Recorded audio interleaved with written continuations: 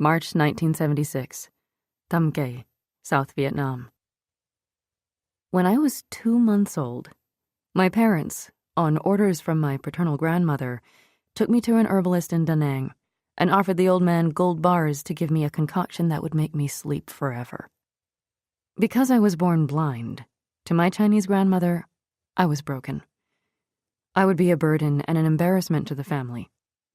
Unmarriageable. Besides, my grandmother reasoned, she was showing me mercy. I would be spared a miserable existence. That morning, my mother dressed me in old baby clothes soiled with brownish yellow stains from my sister's or brother's shit that she had not been able to wash away, even after countless scrubbings. My grandmother had ordered my mother to put me in these clothes, and now stood in the doorway to my parents' bedroom, watching my mother dress me. It would be a waste for her to wear anything else, she said when my mother was finished, as if to confirm the rightness of her instruction. These were the clothes in which I was to die. In desperate times such as those, there was no point in throwing away a perfectly good baby outfit on an infant that was soon to become a corpse. Our family drama played out in the red-hot center of the Cold War. South Vietnam had been liberated by the North 11 months earlier, and a geopolitical domino came crashing into the lives of the Yips. By 1972, the war had turned decidedly against the South, and my father was terrified of losing what few possessions he had, risking his life for a country for which he, as an ethnic Chinese man, felt little to no nationalistic pride. In his 4 years of military service, my father never talked to anyone in his family during his brief home leaves about what horrible things he had seen or done.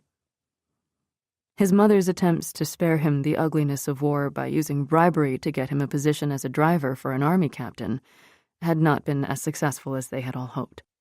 He found himself driving into enemy territory, uncertain where the snipers and landmines lurked, and sleeping in the jungle at night, afraid of the stealthy Viet Cong slitting his throat while he slept on the jungle floor, and then jerking into motion by explosions that ripped open the silence of a tenuous calm.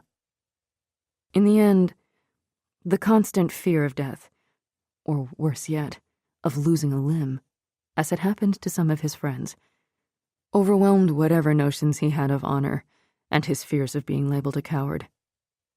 One day he walked away from camp on the pretext of retrieving supplies from his jeep and didn't look back.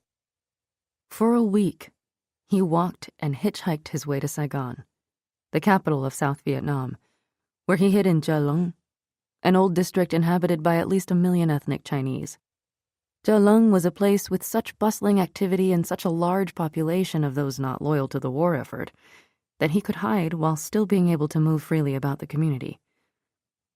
My grandmother, to whom my father managed to get word of his whereabouts, trusted no man's ability to remain faithful, including her son's, and suggested to my mother that she join my father in Saigon. And so my mother, with my 2-year-old sister Lina in one arm and my infant brother Mao in the other, went to Saigon. And there they lived in limbo with my father until the end of the war, waiting until it was safe for him to return to Tam Khe without the fear of being imprisoned, or even worse, forced to continue military service in a rapidly deteriorating situation. It was not the time to have another child. When Saigon fell on April 30th, 1975, my parents rejoiced with the rest of Saigon, not because they believed in the new communist regime, but because the war was finally coming to an end.